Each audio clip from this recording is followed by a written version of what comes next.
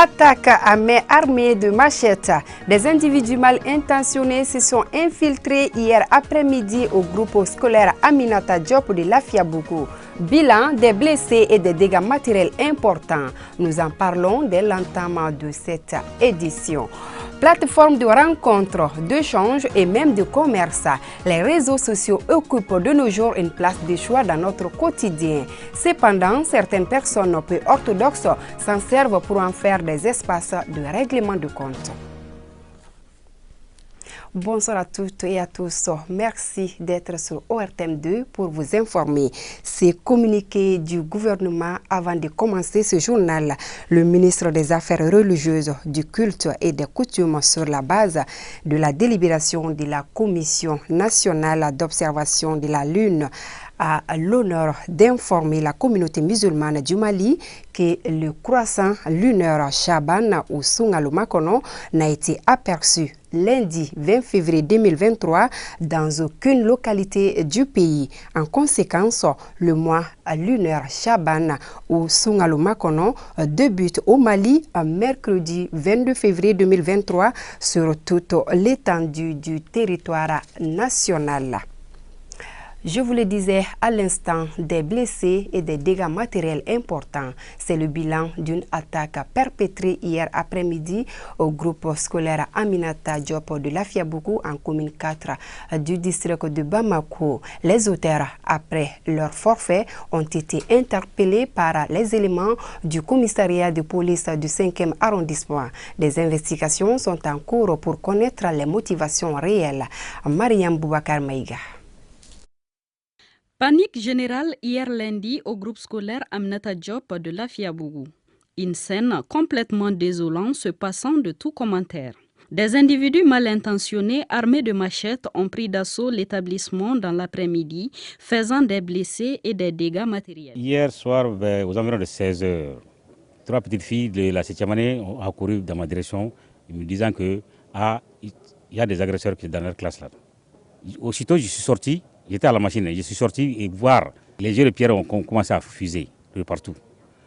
Ils sont rentrés par le mur et ils sont rentrés par la porte aussi là. J'ai dit qu'est-ce qui se passe?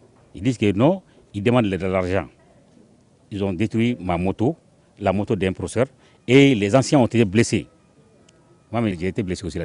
Aussitôt informés, les autorités municipales ont alerté le commissariat de police du 5e arrondissement. Les éléments déployés pour la circonstance ont mis hors d'état de nuire les auteurs de cette pratique digne d'une autre époque. J'ai reçu un appel de la directrice du centre d'animation pédagogique, la DECAP de Lafiabougou. Immédiatement, j'ai saisi le commissaire du 5e arrondissement. Quelques minutes après, la même DECAP m'appelle. Les loupards sont partis en renfort cette fois-ci.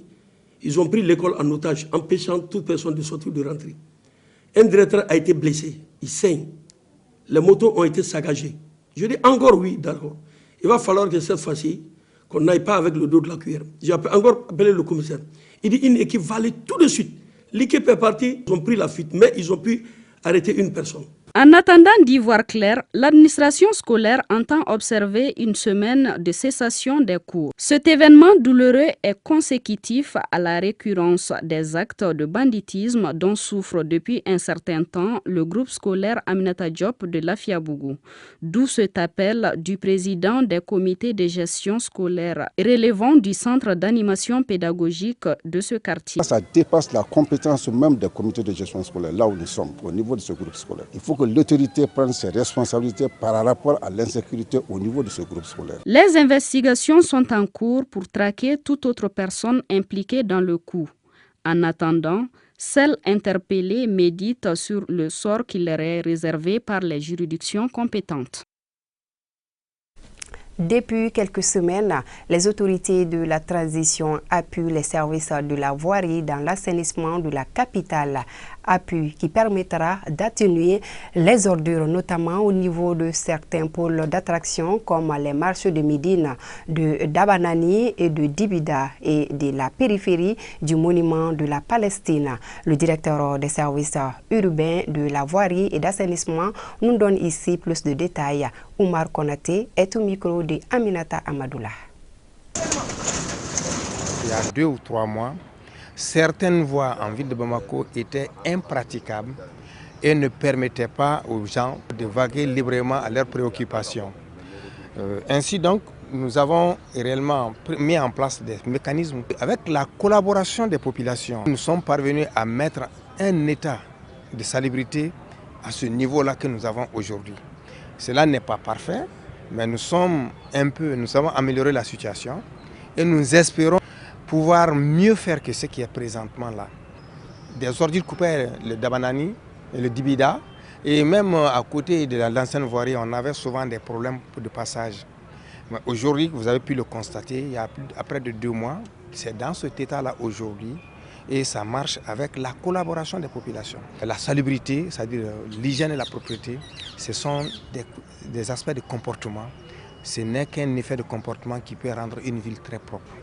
Nous avons reçu en équipement 2 pelles chargeuses, plus 4 camions de 40 tonnes et 1 camion de 30 tonnes. Et 2 semi-remorques de 60 mètres cubes. C'est ce qui fait que nous avons aujourd'hui les moyens pour évacuer journalièrement le flux que nous pouvons évacuer sur Numumbougou. Nous avons des besoins qui sont exprimés, qui sont au niveau du département et qui vont concerner le balayage et qui va améliorer en plus aussi les dépôts de transit. Nous espérons que dans l'avenir, nous allons être mieux équipés et nous allons mieux faire que ce que nous sommes en train de faire. Les réseaux sociaux se sont imposés au fil des ans et occupent de nos jours une place de choix dans notre quotidien. Ils servent d'espace de rencontre, d'échange et même de commerce. Toutefois, on pourrait souvent qualifier ces réseaux de revers de la médaille, car certains utilisateurs s'en servent pour faire des règlements de compte. Samba Sanougou. Internet a contribué à l'ascension des réseaux sociaux, devenus aujourd'hui de véritables lieux de rencontres, aboutissant parfois à des relations amicales et même amoureuses. Ces réseaux sociaux impactent les relations humaines entre couples, amis et membres d'une même famille. Ce qu'on peut voir, les réseaux sociaux vraiment impactent la vie humaine aujourd'hui. On n'arrive même plus à faire les causeries entre amis, entre parents. Donc, tu vas trouver qu'il est occupé avec son téléphone, l'autre là aussi est occupé avec le téléphone, donc on ne peut rien faire. Les réseaux sociaux n'existaient pas à notre époque et nous n'avons pas ce genre de problème relationnel. Nous prenions notre simple téléphone pour juste appeler nos proches. Mais de nos jours, les jeunes ont pollué les réseaux sociaux. Cela a causé beaucoup de dégâts dans notre société. Bon nombre de mères de familles déplorent l'impact des réseaux sociaux dans les couples. Ça peut rendre une vie facile comme ça peut rendre une vie compliquée si c'est mal compris. Bon, si c'est bien conçu, ça peut régler certaines situations, bon, telles qu'entre un couple. Ce phénomène de société a pourtant une explication. Autrefois, en réalité, les relations humaines étaient très solides. Donc cela va dépendre alors ce qu'on appelle de nos mœurs, de nos coutumes, nos traditions. Et c'est ce que nos parents, nos arrière-parents alors avaient légué, nous avaient laissé. Donc maintenant, avec ce système-là, autrefois, c'est-à-dire que les relations humaines étaient tellement consolidées que alors est très bien tissées, ou bien c'est-à-dire certains dogmes qui étaient là et que chacun alors devait respecter et devrait s'écouter. Là, les relations en ce moment humaines étaient vraiment très bien consolidées. Voilà, donc les gens s'écoutaient et les gens alors étaient disponibles. Ils pouvaient se déplacer, aller voir les parents. Les réseaux sociaux ont des avantages et inconvénients dans la société. Les réseaux sociaux ont des avantages aussi bien qu'il y ait des inconvénients. Maintenant, quant aux avantages, il faut reconnaître que ça facilite beaucoup de choses.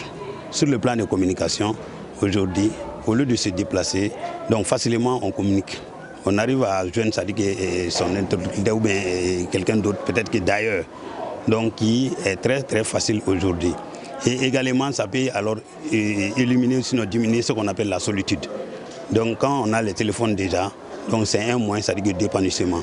Il est clair que l'avènement des réseaux sociaux a facilité la communication. Il est donc opportun de mesurer tous les contours liés à leur utilisation. Car, dit-on, science sans conscience n'est que ruine de l'âme.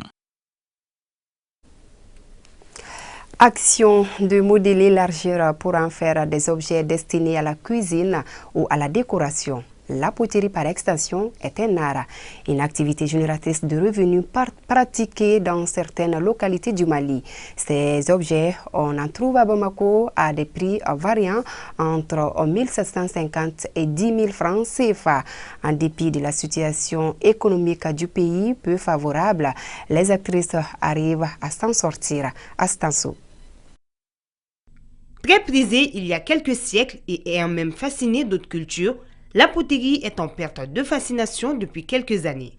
Ce art de façonner l'argile pour en faire des objets du quotidien se perd de plus en plus.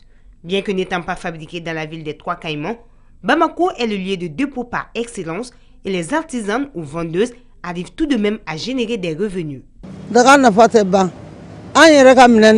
Le marché de la poterie est un marché local. La poterie est très lucrative. Tout le processus est effectué par nos artisans et ils bénéficient des revenus engendrés par la vente. Je suis toute la chaîne de production et je m'approvisionne directement chez les fabricants. Le commerce est rentable.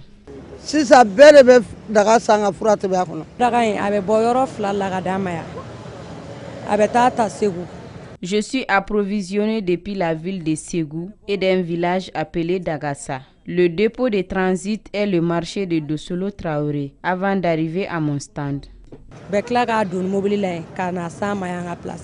Venant généralement des régions de Ségou et Mopti, la Venise malienne, son transport du point de création à la destination finale relève du parcours du combattant. Les objets étant fragiles, d'énormes pertes sont enregistrées à chaque commande. Faire ce travail est un parcours du combattant.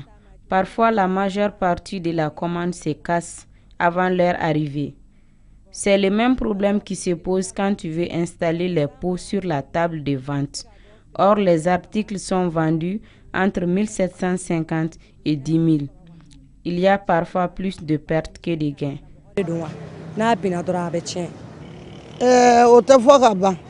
Depuis la fabrication, les pots se cassent, souvent au moulage. Il faut tout faire pour éviter que l'eau touche les pots avant la cuisson. Et à la cuisson, si le moulage est mal fait, les pots se brisent au contact du feu. En dépit de tout ça, c'est rentable et très prisé pour la cuisson des médicaments traditionnels. Utilisés dans la cuisine, servant de jarre ou encore d'encensoir, les objets de la poterie sont utiles à bien des égards, même si la principale utilisation pour les Bamakois est d'y faire bouillir les médicaments traditionnels. La 5e édition de la Coupe de l'entreprise Bakary Koné a connu son épilogue. C'était dimanche au terrain Abdulwahab Djikiba de Kalabankoura, en commune 5 du district de Bamako. La rencontre a mis aux prises le FC Serpent et le FC Kolombada. Un match remporté par le FC Kolombada. C'était en présence de certaines autorités municipales. Modibo Siribi. Elles étaient 32 équipes à participer à cette 5e édition de la Coupe SCBK, entreprise de construction Bakary Koné. La finale a mis aux prises les FC Kolombada de Daoudabougou en rouge au FC Serpent de Kalabankoura. Après le coup d'envoi symbolique donné par le maire, les deux équipes se jettent dans la bataille avec des occasions de part et d'autre.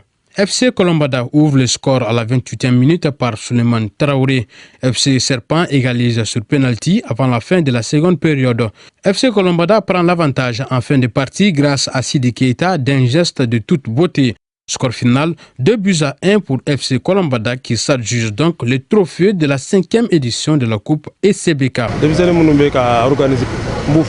Je remercie vraiment les organisateurs. Je salue le maire, mes proches qui sont sortis. Alhamdoulilah, la compétition s'est bien déroulée. Inch'Allah, nous allons continuer avec cette compétition. Je suis habitant d'ici depuis 1974. J'ai pris pour que d'autres puissent s'inspirer de nous. Chapeau au maire qui fournit un travail énorme pour le développement de la commune. Je suis un maire très comblé et c'est ce message fort que je voudrais en tout cas le féliciter pour son engagement, pour sa détermination pour la jeunesse. Une jeunesse saine, c'est une jeunesse qui peut faire gagner la commune. Et une fois que la commune a gagné, c'est le pays qui a gagné.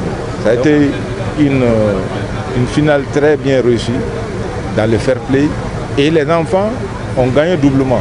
Le vainqueur de cette 5e édition repart avec une enveloppe de 150 000 francs CFA, les vaincus avec 75 000 francs CFA. Le meilleur buteur du tournoi Fodé Touré du FC Serpent avec 3 réalisations repart avec une paire de crampons. C'est la même récompense décernée au meilleur joueur Sidi Keita. 15e édition de la Coupe Jikama Japan Karaté Mali. C'est une compétition sportive de combat tenue au stade municipal de Djelibougou en commune 1 du district de Bamako. Une initiative de l'association malienne Japan Karaté Mali qui a vu la participation de différents dojos pratiquant cette discipline. Moussa Diabaté. Au total, 176 combattants et combattantes, toutes catégories confondues, de 30 à 75 kg ou plus, venus des 3 ligues régionales, Gao, Bla et Koulikoro, plus les districts de Bamako, ont participé à cette compétition. Dans son intervention, le vice-président de l'association malienne Japan Karaté n'a pas caché son satisfaction par rapport à l'évolution de cette discipline sportive. Je suis surtout très content du nombre de pratiquants. Parce que tous les jours, moi je les vois, je suis avec eux tous les jours. Donc je suis très content surtout du nombre de pratiquants actuellement. JICAM Mali, créée en 2008, l'association a pour objectif d'unifier les karatés et de rassembler tous ses pratiquants. JICAM est là pour le développement du karaté. Et puis JICAM, son objectif aussi, c'est pour unifier le karaté, faire rassembler tous les karatékas. Le JICAM n'a pas de parti pris. Il veut faire l'avancement du karaté. Au finish, 12 finales ont été disputées, dont 6 pour les garçons et autant pour les filles. Les vainqueurs tout-terrain remercient les organisateurs de cette compétition. Tout simplement, je remercie mon maître et également je remercie l'organisateur de cet événement. L'adversaire que j'ai affronté aujourd'hui, il m'avait une fois vaincu. Aujourd'hui, j'ai tout fait pour que je sois le vainqueur. C'est ça qui m'a vraiment impressionné. Je suis très contente de cette victoire qui fait non seulement honneur à mes encadreurs, mais aussi à tous les pratiquants de notre salle.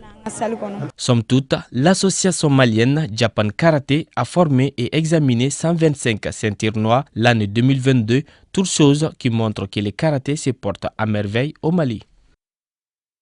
Ces communiqués du gouvernement avant de boucler ce journal. Le ministère des Affaires religieuses, du culte et des coutumes sur la base de la délibération de la Commission nationale d'observation de la Lune a l'honneur d'informer la communauté musulmane du Mali que le croissant lunaire Chaban ou Sungalo Makono n'a été aperçu lundi 20 février 2023 dans aucune localité du pays. En conséquence, le mois lunaire Chaban ou Sungalo Makono débute au Mali mercredi 22 février 2023 sur toute l'étendue du territoire national. Voilà, ainsi met fin ce journal. Merci à vous de l'avoir suivi. Je vous donne rendez-vous demain sur Plétadier, sur ce même plateau et avec le même plaisir. Bonsoir.